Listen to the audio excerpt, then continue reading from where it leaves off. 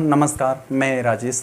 दोस्तों, आज का जो हम लोग प्रैक्टिस क्वेश्चन यानी टेस्ट सीरीज करने वाले हैं, ये ROARO प्रीलिम्स 2023 का एक मॉडल पेपर है, एक प्रैक्टिस क्वेश्चंस है जो आप सबके लिए मोस्ट इम्पॉर्टेंट होने वाला है।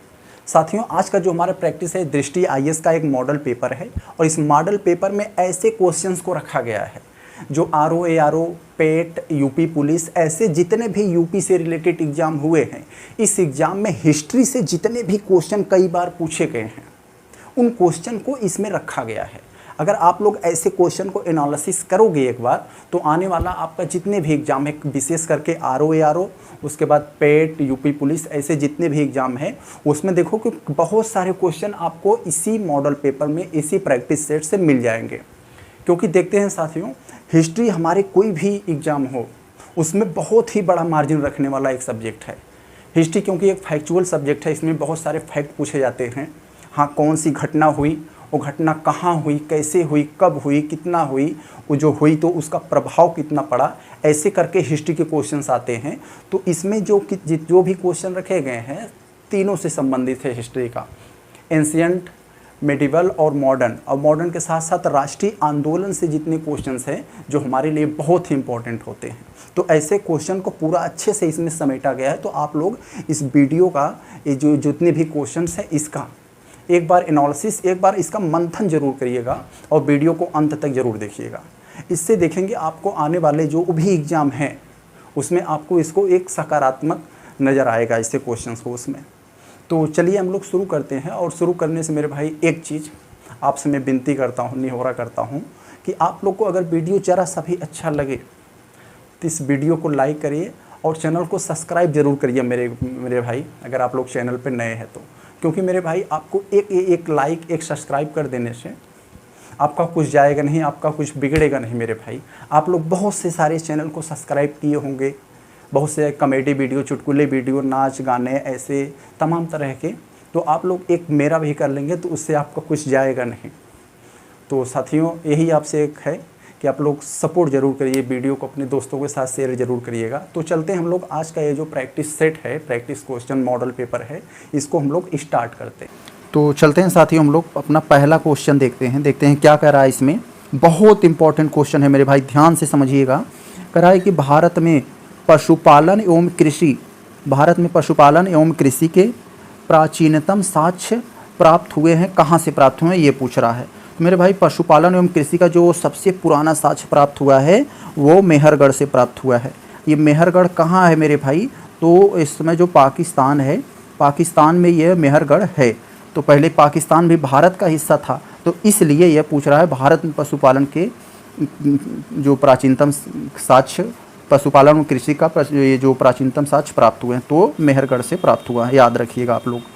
तो चलिए हम लोग दूसरा क्वेश्चन देखते हैं। क्या करा है इसमें?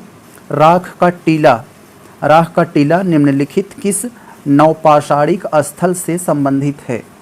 तो किस नौपाषाणिक स्थल से संबंधित है मेरे भाई? बहुत इंपॉर्टेंट क्वेश्चन है ये कि राख का टीला किस नौपाषाणिक स्थल संबंधित है। तो है मेरे भाई संगनकल्लू। जितने भी नाम दिए गए हैं यहाँ पर, सब के सब नौपाषाणिक स्थल है, तो लेकिन जो राख का टीला जो है संबंधित है वो संगनकल्लू से संबंधित है। Option number B. संगनकल्लू कहाँ है मेरे भाई? संगनकल्लू कर्नाटक में है। कर्नाटक में जिला है बेलोरी, तो उसी बेलोरी में है ये। तो चले हम लोग आगे देखते हैं तीसरा वाला। क्या कर रहा है इसमें? किसके सिक्कों पर बगदाद के अंतिम खलीफा का नाम सर्वप्रथम अंकित हुआ? तो मेरे भाई, जो अलाउद्दीन मसूद शाह था, तो इसी के सिक्कों पर बगदाद के अंतिम खलीफा का नाम जो है अंकित हुआ। ये बगदाद कहाँ है मेरे भाई? बगदाद इराक की राजधानी है। तो याद रखिएगा, अलाउद्दीन मसूद शाह के सिक्कों पर। आगे देखते हैं हम लोग चौथा। भारत में प्रथम मकबरा जो शुद्ध इस्लामी शैली में निर्मित हुआ है, प्योर इस्लामिक स्टाइल में, तो कौन सा ऐसा मकबरा है भारत में जो शुद्ध इस्लामिक शैली में निर्मित हुआ है? तो वह है मेरे भाई बलबन का मकबरा। बलबन का मकबरा कहाँ है मेरे भाई? कि नई दिल्ली में है। कहाँ है? नई दिल्ली में। नई दिल्ली में एक बहुत फेमस एरिया है मेहरौली। इसी मेहरौली खूब फेमस था एक बार, जब वहाँ एक श्रद्धा नाम की लड़की का 36-37 टुकड़ा करके फेंका गया था मेहरौली के जंगल में, तो इसलिए बहुत फेमस है ये। तो आगे चले हम लोग देखते हैं क्या है अपना 5वां क्वेश्चन। 5वां देखिए बहुत इंपॉर्टेंट है।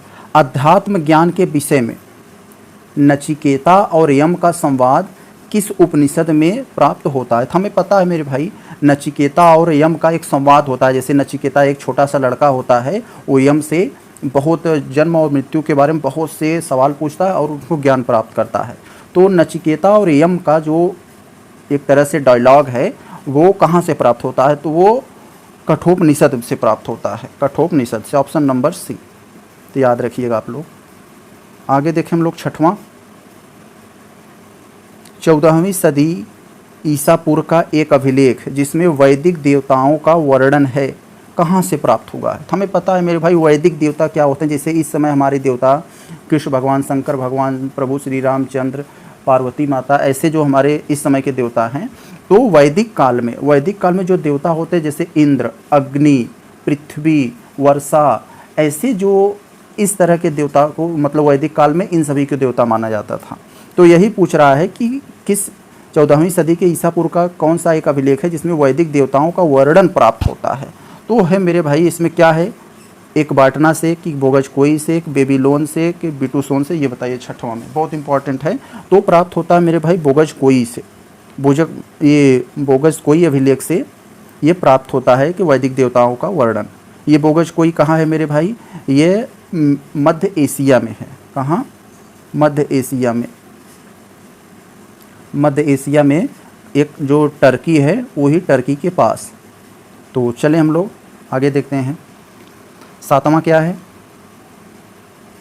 7वां गायत्री मंत्र के नाम से प्रसिद्ध मंत्र सर्वप्रथम किस ग्रंथ में मिलता है? तो हमें पता है हम लोग जो गायत्री मंत्र सुनते हैं, ये गायत्री मंत्र के नाम से जो फेमस मंत्र है यह किस ग्रंथ से प्राप्त होता है? भगवत गीता, अर्थवेद, ऋग्वेद, मनुस्मृति, कहाँ से? तो ये जो प्राप्त होता है मेरे भाई ऋग्वेद से प्राप्त होता है गायत्री मंत्र। सर्वप्रथम ऋग्वेद ग्रंथ में मिलता है, ऑप्शन नंबर सी। चलिए हम लोग 8वें पर। एक से बढ़कर एक क्वेश्चन आप लोग अगर देखेंगे तो आपको एग्जाम में बहुत सारे सवाल यहीं से मिल जाएंगे। तो देखते हैं हम लोग अगला क्या है। निम्नलिखित में से किस राजवंश के अभिलेख से इस परंपरा का समर्थन होता है कि लुम्बिनी शाक्यमुनि बुद्ध का जन्म स्थान है? यानी किस राजवंश के अभिलेख से? तो हमें पता है मौर्य राजवंश के अभिलेख से प्राप्त हमें ये पता चलता है कि जो बुद्ध थे, भगवान बुद्ध, उनका जन्म लुम्बिनी में हुआ था। ये लुम्बिनी कहाँ है मेरे भाई? लुम्बिनी जो है नेपाल में है, एक धार्मिक एरिया बन गया है, वो बहुत फेमस शहर हो गया है लुम्बिनी नेपाल का। तो ये मौर्य राजवंश से हमें प्राप्त होता है। आगे चले हम लोग क्या करा है 9वां में। हीनयान अवस्था का विशालतम एवं सर्वाधिक विकसित शैलकृत चैत्यगृह स्थित है। तो हीनयान हमें पता है कि बुद्ध की मृत्यु के बाद उनका जो एक संप्रदाय था 2 भागों में टूट गया, हीनयान और महायान। हीनयान जो होते थे बुद्ध की शिक्षाओं पर जोर देते थे, उनकी मूर्ति पूजा नहीं करते थे, और महायान उनकी मूर्ति पूजा करते थे। तो हीनयान अवस्था का विशालतम एवं सर्वाधिक विकसित शैलगृह चैत्यगृह कहाँ है?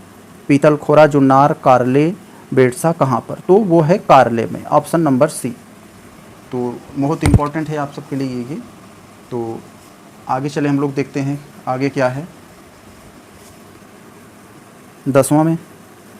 बहुत देखिए 10वां मिलाने वाला है, बहुत इंपॉर्टेंट मिलाने वाला क्वेश्चन मेरे भाई गलत हो ही नहीं सकता आपका। देखते हैं हम लोग कैसे सॉल्व किया जाता है, सीखेंगे आप लोग यहाँ। देखिए कैसे सॉल्व किया जाता है मिलाने वाला। 1-2 को मिलाना है और सही उत्तर प्राप्त करना। एक तरफ हमें देखिए इधर तीर्थंकर का नाम दिया है, इधर एक तरफ प्रतिमा या उसके जो है एक तरह से उसके प्रतिमा का लक्षण दिया गया है, उनके संकेत दिया गया है। तो कह रहा है कि देखिए संभवनाथ का प्रतिमा लक्षण क्या है? एक तरफ तीर्थंकर का नाम है जो है, तो संभवनाथ जो है मेरे भाई उनका जो प्रतीक था वो अश्व यानी घोड़ा, ये तो हमें क्लियर है एकदम से। और जो ये पार्श्वनाथ हैं, जो पार्श्वनाथ का जो प्रतीक क्या था? सांप था, सर्प। अब देखिए 2 हमें क्लियर है। अब 2 से देखिए हमारा काम बन रहा है कि नहीं बन रहा है। यानी ए हमें 2 पर आना चाहिए, बी 3 पर आना चाहिए। तो ए 2 पर, सी में है। देखिए ये चीज़ हमें सी मिल रहा है, ए 2 पर और जो है बी पर 3 होना चाहिए। तो इसी से हमारा काम बन गया, हमें ज़्यादा जानने की ज़रूरत नहीं है। तो ऑप्शन नंबर सी। आपको और ज़्यादा जानना है तो सी वाला 1 पे मिला दीजिए, वृषभ, और मल्लीनाथ जो है ये जल कलश आ जाएगा चौथे पर। तो ऑप्शन नंबर सी हमारा बन गया। देखिए कितनी आसानी से, आपको 1-2 जानते रहेंगे फिर भी काम बन जाएगा आपका। 11 वाला देखें हम लोग, देखिए क्या कह रहा है 11 में। जैन दर्शन के अनुसार सृष्टि की रचना एवं पालन पोषण मतलब कैसे हुआ है? सार्वभौमिक विधान से हुआ है, सार्वभौमिक सत्य से हुआ है, कि सार्वभौमिक आस्था या सार्वभौमिक आत्मा से हुआ है? तो मेरे भाई जैन दर्शन जो कहता है, जैन फिलॉसफी के अनुसार जो सृष्टि की रचना या संसार की रचना एवं पालन पोषण कैसे होता है, तो सार्वभौमिक विधान के नियम से, यानी सार्वभौमिक विधान के अनुसार होता है वो। 11वां हमारा ये है, तो यही ऑप्शन नंबर ए हो जाएगा। चलिए हम लोग अगला देखते हैं 12वां। निम्नलिखित में से किसने प्रतिपादित किया कि भाग्य ही सब कुछ निर्धारित करता है? मनुष्य असमर्थ होता है, यानी मनुष्य कुछ नहीं करता, जो कुछ हमारे जीवन में होता है सब भाग्य निर्धारित करता है। यह किसने कहा है? तो मेरे भाई हमें पता है कि भारत में एक संप्रदाय का उद्भव हुआ जिसको कहते हैं आजीवक। आजीवक फिलॉसफी वाले ये मानते थे, ये एक नास्तिक फिलॉसफी थी, नास्तिक परंपरा था। ये नास्तिकवादी लोग, आजीवक लोग मानते थे कि ये भगवान उगवान या कुछ होता नहीं, जो कुछ होता है सब भाग्य से निर्धारित होता है।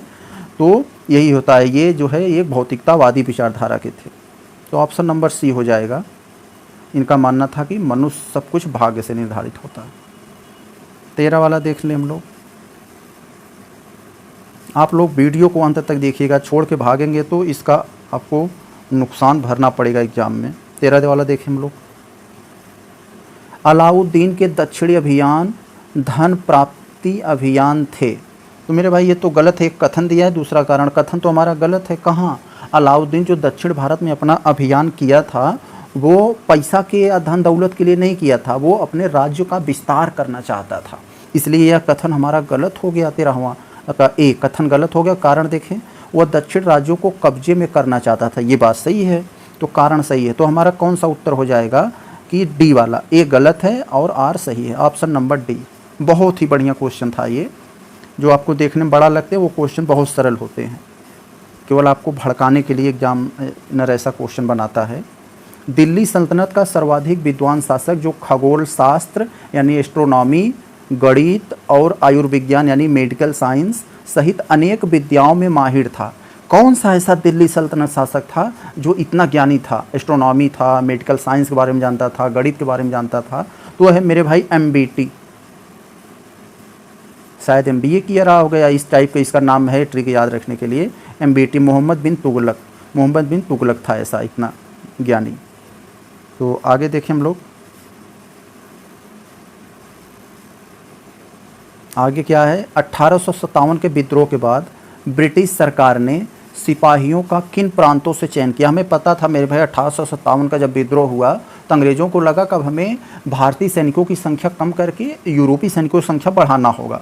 तो उन्होंने यूपी, बिहार ऐसे क्षेत्रों से सैनिकों की संख्या कम करना शुरू किया और उन्होंने गोरखा, सिख, पंजाबी, उत्तर प्रांत से इन सभी सैनिकों को भर्ती करना शुरू किया।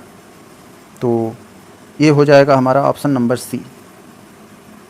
आगे देखें हम लोग। पागलपंथ की स्थापना किसने की थी? हमें पता है मेरे भाई, पागलपंथ नाम से ही लग रहा है, जिसका कर्म फूटा हो वही पागलपंथ होता है। यानी इसके नाम से एक ट्रिक के आधार पर हम रख सकते हैं कि कर्म शाह, यानी इनका कर्म जला रहा होगा तभी पागल बन गए। तो ऑप्शन नंबर सी हो जाएगा हमारा। तो चले हम लोग अपने ऑप्शन नंबर बी, सॉरी कर्म शाह। तो चले हम लोग अपने 17वें क्वेश्चन पर देखते हैं क्या है।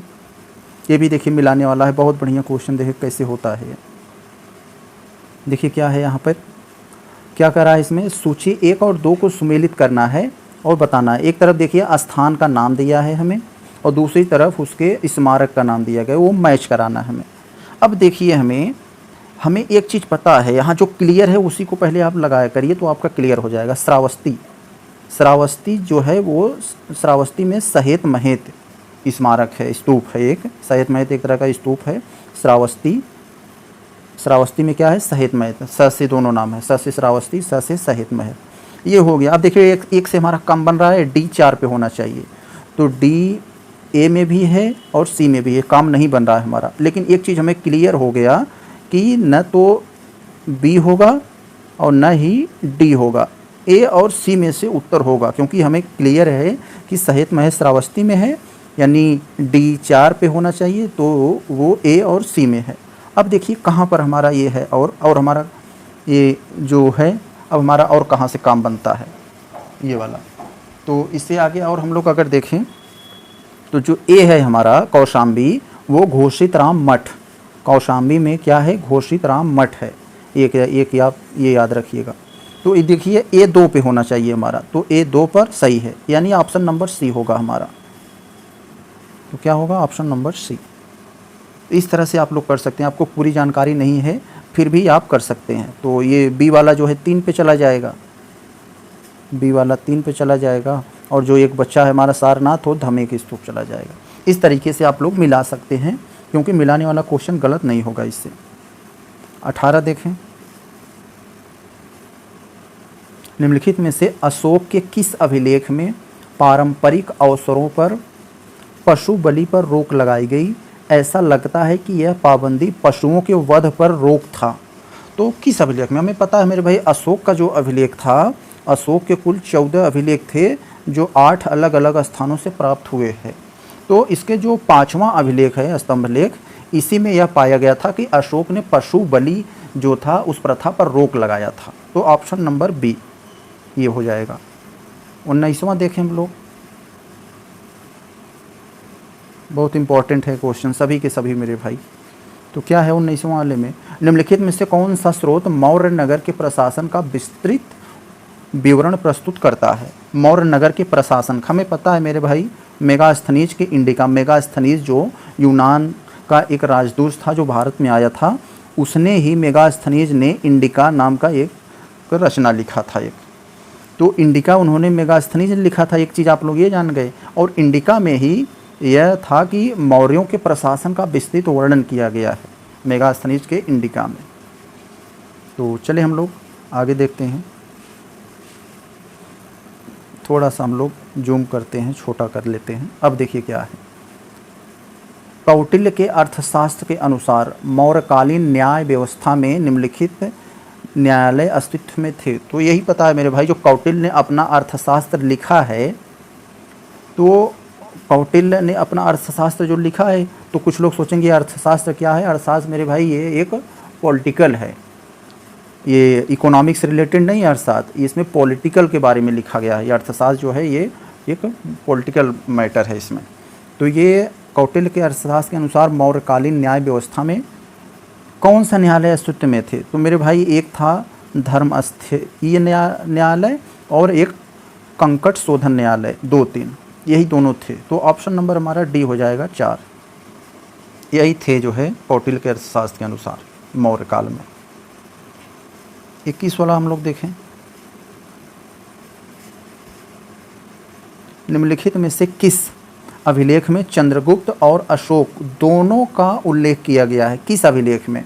उस अभिलेख का नाम आपसे पूछ रहा है, किस अभिलेख में चंद्रगुप्त मौर्य और अशोक दोनों का वर्णन किया गया है? तो वह है मेरे भाई रुद्रदामन का जूनागढ़ अभिलेख। जूनागढ़ जो है इस समय गुजरात में है। इसी जूनागढ़ अभिलेख, महाक्षत्रप रुद्रदामन का जूनागढ़ अभिलेख, इसी में अशोक और चंद्रगुप्त मौर्य दोनों का उल्लेख किया गया है। Option number B. 22 वाला देखें क्या कह रहा है 22 में, निम्नलिखित अभिलेखों में से किसमें अशोक का अभिलेख भी पाया जाता है? तो अभी आया ऊपर ही वही वाला था, अशोक या चंद्रगुप्त दोनों का था, तो महाक्षत्रप रुद्रदामन का जूनागढ़ अभिलेख वही वाला क्वेश्चन है। आगे देखें हम लोग, युगांतर पार्टी का नेतृत्व किसने किया था? युगांतर पार्टी का नेतृत्व मेरे भाई ये जतीन्द्र नाथ मुखर्जी ने किया था। ऑप्शन नंबर ए हो जाएगा हमारा 23वां का। तो जतीन्द्र दास मुखर्जी ने युगांतर पार्टी का नेतृत्व किया। आगे देखें, हिंदुस्तान सोशलिस्ट रिपब्लिक एसोसिएशन के संस्थापक नेताओं में से एक थे। तो कौन थे मेरे भाई इसमें? इसमें थे भगत सिंह थे। हमें पता है कि जब हरा क्या था, हिंदुस्तान रिपब्लिक एसोसिएशन को भंग कर दिया गया। उसके बाद एक नया संगठन बनाया गया, हरा को ये भंग करके हसरा बनाया गया, Hindustan socialist republic association, Chandrashekhar Azad के नेतृत्व में। तो उसमें भगत सिंह भी थे। तो हिंदुस्तान रिपब्लिक एसोसिएशन के संस्थापक नेताओं में भगत सिंह थे, और इसमें कोई नहीं, भगत सिंह, चंद्रशेखर आज़ाद जैसे ये लोग थे, इसमें यही थे। आगे चले हम लोग 25वां देखते हैं। जतीन दास किस आरोप में बंदी बनाए गए थे? तो मेरे भाई जतीन दास जो थे ये लाहौर षड्यंत्र में बंदी बनाए गए थे। लाहौर षड्यंत्र क्या था? उन्होंने एक ब्रिटिश अधिकारी की हत्या कर दी थी जिसने लाला लाजपत राय को जो है मारा था। तो उसी को जो है वो सैंडर्स नाम था उसका, हाँ, सैंडर्स की हत्या कर दी थी। तो यही है लाहौर षड्यंत्र केस। आगे देखें हम लोग, 25 हो गया, 26वां पे चलते हैं। क्या है 26वें में? निम्नलिखित में से कौन सा युग्म सही सुमेलित नहीं है? ये नहीं पर आप लोग ध्यान दिया करिए, आपका क्वेश्चन बहुत गलत करवाता है, क्योंकि आता हुआ क्वेश्चन सरल रहता है लेकिन नहीं दे देता है, किसी का ध्यान इस पर नहीं जाता, इसलिए आप लोग गड़बड़ा जाते हैं। तो अभिलेख एक तरफ दिया गया है, दूसरी तरफ शासक दिया गया है। कौन सा अभिलेख किस शासक से संबंधित था? तो हमें जो मेरे भाई सबसे क्लियर हो उसी को पहले जानिए। देखिए, नासिक अभिलेख गौतमीपुत्र सातकर्णी, हाथी गुफा खारवेल, ये तो सही है, हाथी गुफा खारवेल से संबंधित है शासक से। भीतरी गिरनार अभिलेख रुद्रदामन प्रथम से है, ये भी सही है, 26वां वाला में हमारा। तो नासिक अभिलेख जो है गौतमीपुत्र सातकर्णी, ये भी सही है। ये भीतरी स्तंभ जो है मेरे भाई ये स्कंद गुप्त से संबंधित है, पुलकेशियन से नहीं है। यही गलत है हमारा। पूछा है कौन सा सुमेलित नहीं है, तो ऑप्शन सी सुमेलित नहीं है। भीतरी स्तंभ लेख जो है स्कंद गुप्त से संबंधित। 27 वाला देखें।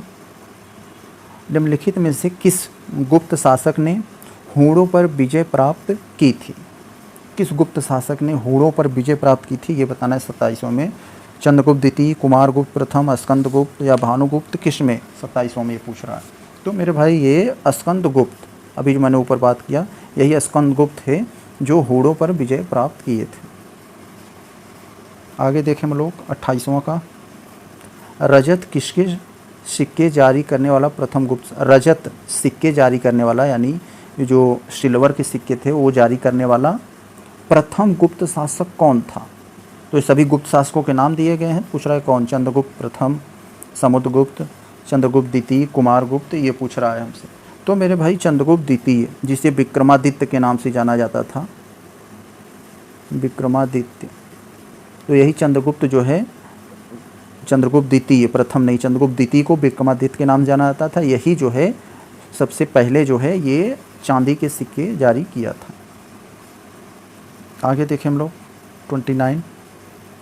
निम्नलिखित में से किसका प्राचीन भारत के आयुर्वेद शास्त्र से संबंध नहीं है? तो आयुर्वेद शासक से मतलब किस प्राचीन भारत में आयुर्वेद शास्त्र से संबंध नहीं है? तो कौन है मेरे भाई यहाँ? धन्वंतरी, भास्कराचार्य, चरक, सुश्रुत, कौन है इसमें? ये हमको बताना है। तो इसमें भाई मेरे भाई भास्कराचार्य जो है ये मैथ, एस्ट्रोनॉमी या इन सभी से संबंधित थे, ये आयुर्वेद से संबंधित नहीं थे, और बाकी सब जो है आयुर्वेद से संबंधित थे, धन्वंतरी, चरक, सुश्रुत। तो ऑप्शन नंबर बी है, ये एक तरह से साइंस, मैथ, इन सब से संबंधित थे। तीसरा वाला देखें, 30 देखें हम लोग।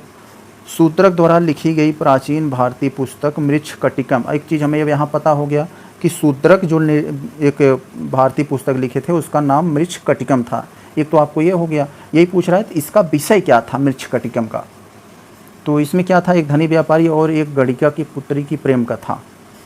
30 वाला तो यही है, ऑप्शन नंबर ए। यानी एक धनी व्यापारी था और एक गणिका की पुत्री। गणिका मतलब क्या होता है मेरे भाई? वेश्या। वो औरतें जो पैसे के लिए सेक्स करवाती हैं उन्हें गणिका कहा जाता था उस समय। तो ये एक धनी व्यापारी और एक गणिका की लड़की की प्रेम कथा है इस मृच्छकटिकम में, 30 वाला में। तो चले हम लोग आगे देखते हैं। 31 वाला क्या है? निम्नलिखित में से किस दर्शन में वेद शाश्वत सत्य हैं? ये बताया गया है। तो सांख्य, वैशेषिक, मीमांसा, न्याय किस में है? तो ये है मेरे भाई मीमांसा में। मीमांसा में बताया गया है कि वेद शाश्वत सत्य हैं, हमेशा सत्य रहेंगे। 32 देखें क्या है। पुराणों के अनुसार चंद्रवंशी शासकों का मूल स्थान कहाँ था? चंद्रवंशी शासकों का मूल स्थान कहाँ था? काशी, अयोध्या, प्रतिष्ठानपुरी, श्रावस्ती, कहाँ था ये? तो ये था मेरे भाई प्रतिष्ठानपुरी में, प्रतिष्ठानपुर। ऑप्शन नंबर सी हो जाएगा, चंद्रवंशी शासकों का मूल स्थान। आगे देखते हैं हम लोग। बौद्ध, हिंदू एवं जैन शैलकृत गुहाएं एक साथ विद्यमान हैं।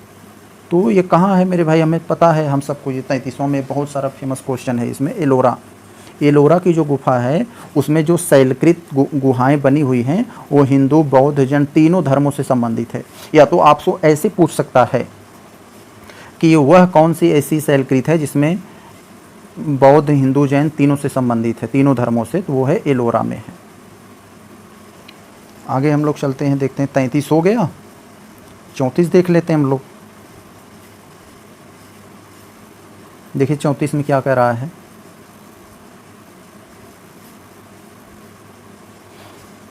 बढ़िया क्वेश्चन है ये भी। देखिए देखने में तो बड़ा लग रहा है लेकिन ये बहुत सरल है। देखिए क्या है इसमें, थोड़ा पानी पी लें भाई। इसमें कह रहा है 34 वाले में, हमें नीचे दिए गए जो वक्तव्य हैं उनमें से कथन को, थोड़ा सा इसको हम इधर करते हैं तब सही आएगा। अब सही है, पूरा मैं पढ़ दे रहा हूँ। इसके लिए क्या है, नीचे दिए गए वक्तव्य में जो नीचे वक्तव्य दिए गए हैं, एक को कथन कहा गया है, दूसरे कारण किया गया, वो हमें बताना है। कथन दिया है सामंतवाद का विकास गुप्तोत्तर काल कृषि संरचना की प्रमुख विशेषता थी, ये सही है कि नहीं सही है ये बताना है। कारण दिया है इस काल में भूस्वामी, मध्यस्थ वर्ग एवं अनाश्रित कृषक वर्ग का अस्तित्व था। 34वां में ये हमसे पूछा है। तो मेरे भाई ये बिल्कुल सही है, सामंतवाद का विकास गुप्तोत्तर काल के कृषक संरचना की प्रमुख विशेषता ही थी, ये भी सही है और ये भी इसका कारण भी सही है। तो हमारा क्या हो जाएगा, ऑप्शन नंबर ए हो जाएगा कि दोनों सही हैं और आर ए का व्याख्या भी है। आगे चलते हम लोग। कोणार्क का सूर्य मंदिर किसने बनवाया था? कोणार्क का सूर्य मंदिर किसने बनवाया था मेरे भाई? नरसिंह देव वर्मन, राजेंद्र चोल, अशोक, कृष्णदेव राय, किसने बनवाया था? 35वां क्वेश्चन हमारा बहुत इंपॉर्टेंट है, ये कई जगह ये पूछा भी गया है। तो इसे नरसिंह देव वर्मन ने बनवाया था, कोणार्क का सूर्य मंदिर। तो चले हम लोग आगे चलते हैं। कह रहा है कि महाबलीपुरम में रथ मंदिरों का निर्माण किसने करवाया था? चोल शासकों ने, पल्लवों ने, चेदियों ने, चालुक्यों ने, किस शासकों ने करवाया था? 36वां क्वेश्चन ये हमसे पूछ रहा है। तो मेरे भाई इसको पल्लवों ने करवाया था, महाबलीपुरम में रथ मंदिर का निर्माण पल्लवों ने। तो आगे देखते हैं हम लोग 37 वाला इंपॉर्टेंट क्वेश्चन है भी। प्राचीन नगर तक्षशिला निम्नलिखित में से किसके बीच स्थित था?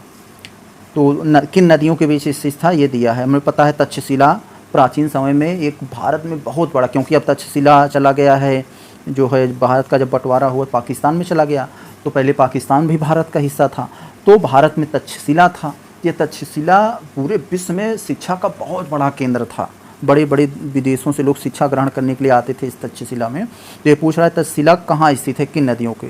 तो मेरे भाई ये तक्षशिला जो है ये सिंधु और झेलम नदियों के बीच में है कि झेलम चेनाब है, किस में है ये हमको बताना है। तो ये सिंधु और झेलम नदियों के बीच में है तक्षशिला, तो याद रखिएगा आप लोग, बहुत इंपॉर्टेंट क्वेश्चन है ये। आगे चलते हैं हम लोग। 38 वाला क्वेश्चन क्या है? 72 व्यापारी चीन में किसके कार्यकाल में भेजे गए थे? यानी 72 व्यापारी चीन में किसके कार्यकाल में भेजे गए थे भारत से? Kulottunga first, Rajendra first, Rajaraja first या राजाधिराज फर्स्ट, किसके शासनकाल में? तो ये हमें बताना है। तो ये मेरे भाई जो भेजा गया था यहाँ पर, ये कुलोत्तुंग फर्स्ट के शासनकाल में।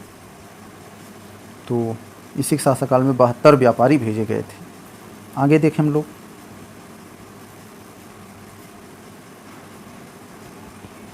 वह चोल राजा कौन था जिसने श्रीलंका को पूर्ण स्वतंत्रता दी और सिंघल राजकुमार के साथ अपनी पुत्री का विवाह किया? किसने था मेरे भाई? कुलोत्तुंग राजेंद्र फर्स्ट अधिराज, वही ऊपर वाला कुलोत्तुंग 39 का यही हो जाएगा कुलोत्तुंग फर्स्ट। तो ऑप्शन नंबर ए हो जाएगा। यही जो था श्रीलंका को पूरी स्वतंत्रता दे दिया और सिंघल राजकुमार के साथ अपनी बेटिया का विवाह भी कर दिया। 40 वाला देख लेते हैं। निम्नलिखित में से किस राजवंश द्वारा प्रायः महिलाओं को प्रशासन में उच्च पद प्रदान किए जाते थे? चोल, चालुक्य, पाल, सेन, किसमें? तो मेरे भाई ये चालुक्यों द्वारा, चालुक्य जो शासक थे, इन चालुक्य वंश के शासक, इनके द्वारा महिलाओं को जो है जो प्रशासन में बहुत बड़े बड़े पद दिए जाते थे, प्रशासनिक भूमिका निभाती थी महिलाएं इसमें। तो चले हम लोग 41।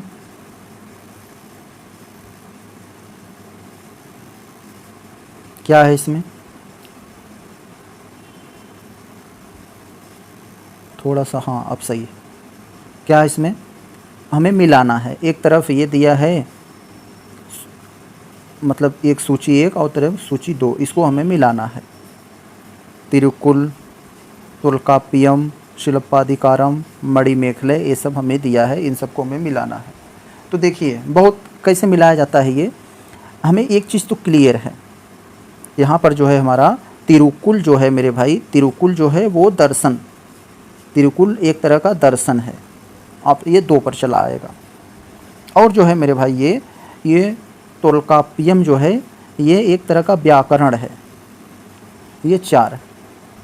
और ये जो मणिमेखला है, मणिमेखला मेरे भाई एक तरह के वाणिक कथा है, मतलब बिजनेस विजनेस से शायद संबंधित है, इससे है। और हमारा एक जो बच रहा है शिल्पाधिकारम, ये एक प्रेम कथा है। तो हमारा कौन सा बन रहा है इसमें? तो आप लोग देख सकते हैं डी वाला बन रहा है इसमें, ऑप्शन नंबर डी सही होगा। देखिए क्या है अब 42 वाले में।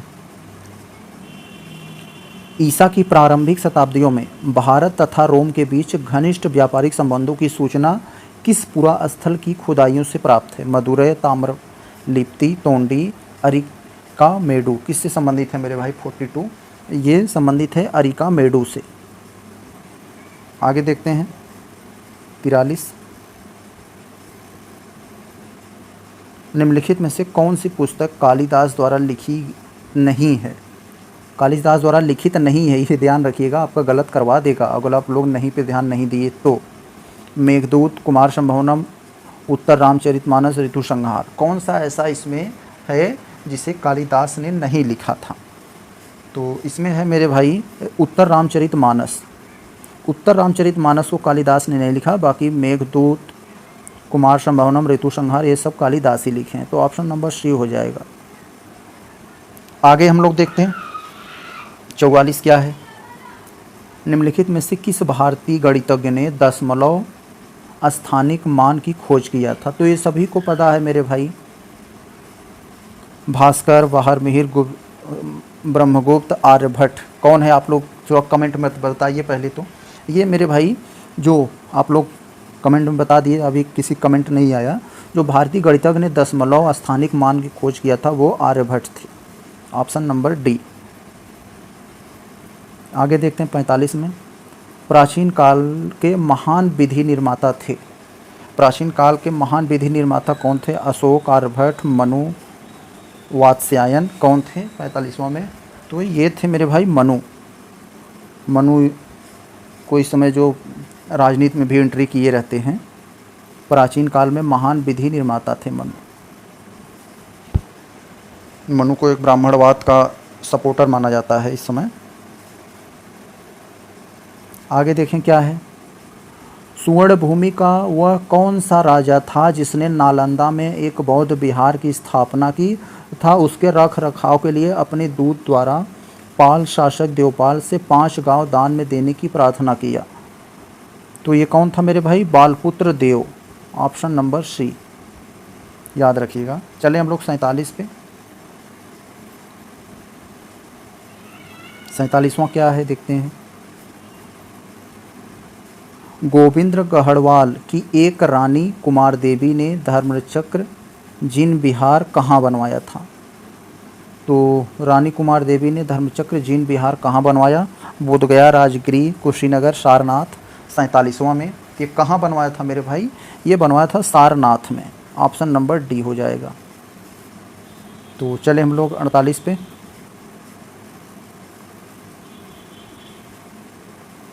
क्या है इसमें? निम्नलिखित शासकों के सही कालक्रम संयोजित कर अपना उत्तर नीचे दिए गए कूट में चयन करें। विद्याधर, धंग, यशोवर्मन, कीर्तिमान। तो सबसे पहले कौन आया था इसमें, कौन शासक किया था, तो इसे हमें बताना है। तो सबसे पहले कौन आया था मेरे भाई यहाँ पर? ये आए थे यशोवर्मन, यशोवर्मन, धंग, और इसमें और जो यशोवर्मन ये, और विद्याधर, और अंत में कीर्तिमान। तो ऑप्शन नंबर ए हो जाएगा हमारा।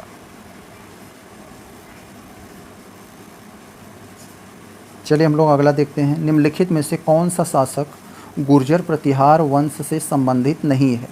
गुर्जर प्रतिहार वंश से संबंधित कौन सा नहीं है? नागभट्ट सेकंड, महेंद्रपाल फर्स्ट, देवपाल, जयसिंह सिद्धराज, कौन सा? तो मेरे भाई ये जयसिंह सिद्धराज, जयसिंह सिद्धराज जो है ये गुर्जर प्रतिहार राजवंश से संबंधित नहीं है, और बाकी सभी हैं ये और देवपाल भी।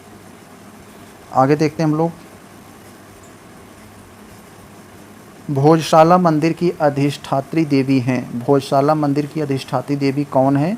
तो Bhagwati Saraswati, option number D. तो ये हो गया। चले हम लोग 51 पर। क्या है? दिल्ली का वह प्रथम सुल्तान कौन था जिसने नियमित सिक्के जारी किए तथा दिल्ली को अपने साम्राज्य की राजधानी घोषित किया? नसीरुद्दीन महमूद, इल्तुमिश, आराम शाह, बलबन, कौन था ऐसा मेरे भाई? तो ये था इल्तुमिश। इल्तुमिश के बारे में ऊपर जो लिखा गया है सब इल्तुमिश के बारे में है कि नियमित सिक्के जारी करे, दिल्ली को अपना राजधानी घोषित किया। आगे देखें हम लोग 52 का। जब उसने राजत्व प्राप्त किया तो वह शरीयत के नियमों और आदेशों को पूर्णतः स्वतंत्र था। बर्नी ने यह कथन किस सुल्तान के बारे में लिखा? तो ये कह रहा है मेरे भाई ऐसा एक कौन सा राजा हुआ, सम्राट हुआ, शासक हुआ जो सत्ता पाने पर वह शरीयत के नियमों के और आदेशों को नहीं माना, उससे स्वतंत्र होकर काम किया। और जिसे बर्नी ने कहा इल्तुमिश, बलबन, अलाउद्दीन खिलजी, मोहम्मद तुगलक, कौन था ये? तो ये कह रहा है ये बलबन के बारे में, ये बलबन के ही बारे में है हमारा। तो सॉरी बलबन नहीं, ये अलाउद्दीन खिलजी के बारे में। हाँ अलाउद्दीन खिलजी, थोड़ा ये खिलजी जो है खूंखार टाइप का था, यही जो है शरीयत के नियमों आदेशों को नहीं माना था। चलिए हम लोग 53 पे देखते हैं। भारत में आस्तिक और नास्तिक संप्रदायों में कौन सा विभेदक लक्षण है? ईश्वरीय सत्ता में आस्था, पुनर्जन्म में सिद्धांत आस्था, वेदों में प्रामाणिकता में आस्था। तो वेदों में प्रामाणिकता की आस्था। आस्तिक और नास्तिक संप्रदायों में आस्तिक कहता है कि वेद है, नास्तिक कहता है कि वेद नहीं है। वो वेद को मानते हैं, वो वेद को नहीं मानते हैं। तो ऑप्शन नंबर सी यही है उनमें विभेद का लक्षण। ये देखें, निम्नलिखित में से कौन सा प्रस्थान त्रयी में सम्मिलित नहीं है? प्रस्थान त्रयी में कौन सा सम्मिलित नहीं है? भागवत पुराण, भगवत गीता, ब्रह्मसूत्र, उपनिषद, कौन सा नहीं है इसमें? तो ये भागवत पुराण जो है प्रस्थान त्रयी में नहीं है, और बाकी सब हैं, भगवत गीता, ब्रह्मसूत्र, उपनिषद भी हैं, यही नहीं है। तो आगे देखें हम लोग 55। बहुत बढ़िया क्वेश्चन है, देखते हैं क्या है। 1-2 को सुमेलित करना। उत्तर प्रदेश के प्राचीन जनपद दिया गया है, पुराने ज़िले दिए गए हैं, और एक तरफ उसकी राजधानी दिया गया है, हमें मिला देना है। बहुत ही सरल है, देखते हैं हम कैसे मिलाते हैं। एकदम वत्स, हमें जो सबसे क्लियर है हम वही पहले मिलाते हैं। वत्स आज का जो कौशाम्बी ज़िला है, जहाँ से उत्तर प्रदेश के डिप्टी सीएम आते हैं, वही उनका घर है। तो कौशाम्बी जो है ये वत्स में है। कौशाम्बी का नाम पुराना वत्स था। एक तो ये हो गया हमारा, और दूसरा आप देखिए हमारा 1 से काम बन रहा है, यानी 2 हमारा डी पर आना चाहिए। तो देखिए है केवल एक ही जगह है, तो हमारा काम एक ही से बन गया। आप लोग सोचिए ज़रा, ये बी में है ऐसा, बी ऑप्शन में 2 केवल डी के पास है, क्योंकि हमें क्लियर है कि हाँ कौशाम्बी का पुराना नाम वत्स था, तो ये हो गया। लेकिन और जानकारी के लिए अगर जाना चाहते हैं तो पहला वाला मिला दीजिए आप। चौथे पर कुरु इंद्रप्रथ, आज का जो कुरु है वो इंद्रप्रथ उसके नाम से जाना जाता था, इंद्रप्रथ को कुरु के नाम से। और आगे जाना चाहते हैं तो बी वाला 3 पे मिला दीजिए, पांचाल हित छत्र पे, और जो बचा एक कौशल साकेत पे। हो तो हो गया ऑप्शन नंबर बी। 56। अपनी मधुरा विजय कृति में अपने पति की विजय अभियानों का वर्णन करने वाली कवित्री कौन है? मधुरा विजय एक कृति है जो एक कवित्री ने लिखा है, उसमें उन्होंने अपने पति के विजय का वर्णन किया है, विजय अभियानों का वर्णन। तो भारती, गंगा देवी, वरदम्बिका, वज्जिका, कौन है ये, हमें ये बताना है। तो ये है मेरे भाई Ganga Devi, option number B. तो चले हम लोग 57 पे। विजयनगर के उस पहले शासक की पहचान करें जिसने बहमनियों से गोवा छीन लिया था।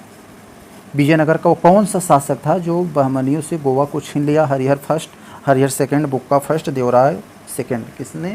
तो ये था मेरे भाई हरिहर सेकंड। हरिहर और बुक्का नाम के दो भाइयों ने विजयनगर की स्थापना किया था। तो आगे चले हम लोग 58। निम्नलिखित में से कौन सा महाभारत तेलुगु अनुवादों के लिए विख्यात है? कौन से महाभारत तेलुगु अनुवादों के लिए विख्यात है? कंबन, दांडी, नन्नय, टिक्कन। 58 वाला है ये, बहुत इंपॉर्टेंट क्वेश्चन है हम सब के लिए। तो ये है मेरे भाई, ये इसमें 2 होना चाहिए, इसमें 2 हैं। क्वेश्चन में कुछ लग रहा है गड़बड़ी है क्या, आगे देखते हैं 58 वाले में। तो ये इसमें कुछ गड़बड़ी लग रही है क्योंकि ये नन्नय और टिक्कन शायद 2 होंगे इसमें। चलें अगला देखते हैं हम लोग।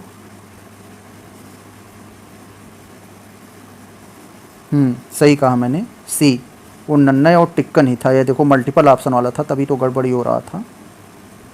तो ये सी हो जाएगा उसका उत्तर। आगे देखें हम लोग। विजयनगर के शासक कृष्णदेव की कराधान व्यवस्था से संबंधित कथनों पर विचार करना है। पहला दिया है कि भूमि की गुणवत्ता के आधार पर भू राजस्व की दर नियत होती थी, सही है गलत है ये बताना है। दूसरा दिया कारखानों के निजी स्वामी एक औद्योगिक कर देते थे, जो कारखानों के मालिक होते थे एक इंडस्ट्रियल टैक्स देते थे क्या? तो ये दोनों कथन सही है, एक सही है, 2 सही है, कौन सा सही है ये हमें बताना है। तो मेरे भाई ये दोनों कथन सही है, 59 का सी हो जाएगा। 60 वाला देख लें। अब देखिए और एक से बढ़कर एक अब क्वेश्चन आने वाले हैं, क्योंकि अब धीरे धीरे हम लोग मॉडर्न इंडिया और राष्ट्रीय आंदोलन की तरफ बढ़ रहे हैं। बहुत धमाकेदार क्वेश्चन है इधर, जो आप सबके एग्जाम की दृष्टि से बहुत ही मोस्ट इम्पॉर्टेंट होंगे। तो देखिए क्या है, मुग़ल काल में जिस मदरसे ने मुस्लिम न्याय शास्त्र की पढ़ाई में विशिष्टता हासिल की वह कौन सा, वह कहाँ स्थित है? तो मेरे भाई लखनऊ में स्थित है। मुस्लिम न्याय शास्त्र की पढ़ाई में जो बहुत ही एक विशेषता या विशिष्टता हासिल किया वो लखनऊ में है। आगे देखें 61 वाला हमारा क्वेश्चन बहुत इम्पोर्टेंट है। तो सल्तनत काल की 2 प्रमुख मुद्राओं, सल्तनत काल की 2 प्रमुख मुद्राओं का पता निम्नलिखित कोड से करें। दाम, जीतल, रुपया, टंका। तो सल्तनत काल की 2 प्रमुख मुद्राएं कौन कौन सी थी, तो इसमें हमें बताना है। तो एक तो जीतल था, एक जीतल था और एक रुपया, टंका क्या था इसमें, आप लोग कमेंट में बताइए ज़रा। तो एक रुपया और एक जीतल और एक टंका था। हाँ, जीतल, टंका, 2, 4, ऑप्शन नंबर डी हो जाएगा। चले हम लोग 62वां देखते हैं क्या है इसमें। हड़प्पा संस्कृति के स्थल एवं उनकी स्थिति संबंधित युग्मों में कौन सा सुमेलित नहीं है? एक हड़प्पा स्थल दिया है मेरे भाई इधर, और दूसरा वो स्थान दिया है, कौन सा मैच नहीं कर रहा है, कौन सा गलत है, इसे हमें बताना है। तो आलमगीरपुर मेरे भाई हमारे उत्तर प्रदेश में है, ये तो सही है, उत्तर प्रदेश के मेरठ ज़िला में, ये तो सही है। बनावली हरियाणा में है, सही है। दायमाबाद महाराष्ट्र में, ये भी सही है। राखी गढ़ी राजस्थान में नहीं है मेरे भाई, राजस्थान में नहीं है। राखी गढ़ी जो है ये भी हरियाणा में ही है, तो ये गलत हो जाएगा हमारा। तो ये कौन सा गलत है हमारा, कौन सा सुमेलित नहीं है? तो डी सुमेलित नहीं है। 63 कौन सा है? कौन सा हड़प्पा और मोहनजोदड़ो के उत्खनन से संबंधित नहीं थे? देखिए हड़प्पा और मोहनजोदड़ो के उत्खनन से संबंधित कौन नहीं थे ये हमें बताना है। तो आर डी बनर्जी, इनके दीक्षित, वत्स। तो हड़प्पा मोहनजोदड़ो दोनों मिलकर पूछा है।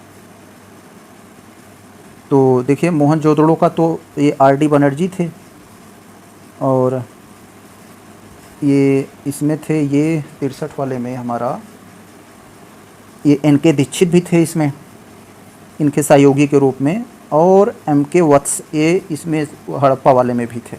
तो ये तीनों जो है मोहनजोदड़ो और हड़प्पा से संबंधित, उत्खनन संबंधित थे। ये वी.ए. स्मिथ इनमें से नहीं थे। आगे देखते हैं हम लोग 64 में। चित्तौड़ की कीर्ति स्तंभ किसके शासनकाल में निर्मित हुआ था? राणा कुंभा, राणा हम्मीर के, राणा रतन सिंह के, राणा संग्राम सिंह के।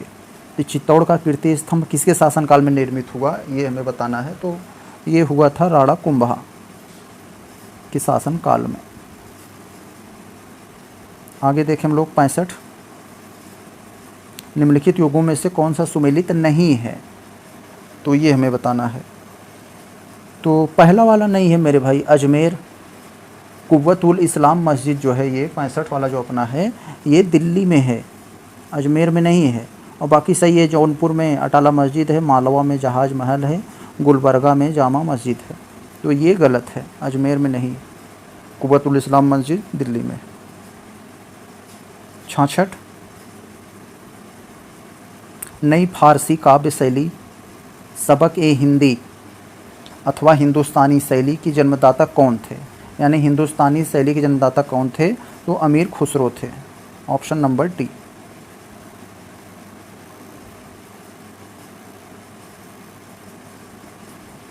क्या है इसमें? सूची 1 को सूची 2 को मिलाना है और बताना है हमें।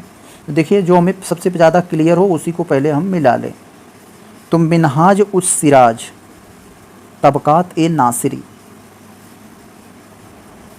तो ये हो गया, सी वाला 2 पे चला गया हमारा, ये तो हमें क्लियर है। मिनहाज उस सिराज तबकात ए नासिरी, इसका ट्रिक होता है कि जिसके ऊपर सीरा गिर गया उसका कपड़ा नाश हो जाता है। तो ये एक ट्रिक माना जाता है, बताते हैं लोग। तो मिनहाज उस सिराज तबकात ए नासिरी, इस पर चला गया। तो जियाउद्दीन बर्नी, ये तो अब देखिए हमारा 1 से काम बन रहा है, यानी सी वाला 2 पे आना चाहिए। तो यानी देखिए अब तो हमें क्लियर हो गया, सी 2 जगह 2 पर है। एक तो हमारा ए नहीं हो सकता, क्लियर हो गया, एक तो हमारा सी नहीं हो सकता, क्लियर हो गया। तो अब हमारा जो है बी या डी में से उत्तर होना चाहिए 67 वाले में। तो अब हमें एक और पता करना होगा इसमें से मेरे भाई, ये जियाउद्दीन बर्नी, ये तारीख़ फिरोज शाही संबंधित है, ये अभी हमारा क्लियर है। तो अब देखिए हमारा ए 3 पे आना चाहिए। तो ए दोनों में 3 पर है, अभी हमें फंसा दिया, यानी दोनों में ए 3, दोनों में जो है सी 2। अब हमें क्या करना है जो है, और थोड़ा सा मेहनत करना होगा। हसन हाजमी, ये कहाँ पर है? सी वाला, डी वाला देख लेते हैं। याहिया बिन अहमद, ये तारीख़ मुबारक शाही पर जाएगा। तो इसका मतलब हमारा डी होगा आंसर। थोड़ा मेहनत करना पड़ा, आसान नहीं, थोड़ा कठिन बनाया था। तो चले हम लोग 68 देखते हैं।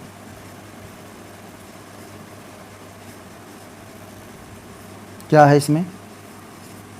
एक तरफ नाम दिया गया है और कौन सा सुमेलित है उसे बताना है। दूसरी तरफ ग्रंथ दिया है। पंडित भावभट्ट, संगीतराज उस्ताद चांद खान, राध चंद्रिका, पुंडरीक विट्ठल, रागमाला, कुंभ, रागकुल। कौन सा सुमेलित है हमारा, ये हमें बताना है इसमें।